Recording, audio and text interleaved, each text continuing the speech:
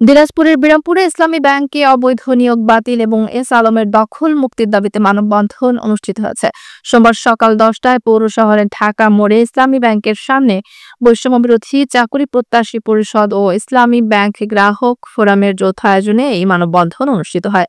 বক্তারা বলেন, 2017 থেকে 2024 সালের মধ্যে এস আলম গ্রুপের প্রভাবে চট্টগ্রাম অঞ্চলের প্রায় 5,500 জনকে অবৈধভাবে নিয়োগ দেওয়া হয়েছে। এর মধ্যে 4,500 জনের বেশি পটিয়া উপজেলার বাসিন্দা। দেশের 63 জেলার মেধাবী প্রার্থীদের বঞ্চিত রেখে এক জেলার প্রার্থীদের প্রাধান্য দেয় ব্যাংকের সেবার মান ও প্রশাসনিক শৃঙ্খলা ভেঙে পড়েছে বলে অভিযোগ করেন বক্তারা। তারা অবিলম্বে এসব অবৈধ নিয়োগ বাতিল করে সারা দেশ থেকে মেধাভিত্তিক নিয়োগ নিশ্চিত করার দাবি জানান। বক্তারা আরও বলেন, ব্যাংক লুটেরা এস আলম ও তার অযোগ্য কর্মকর্তাদের অপসারণ না করলে গ্রাহকরা একে একে ইসলামী ব্যাংক থেকে মুখ ফিরিয়ে নেবে।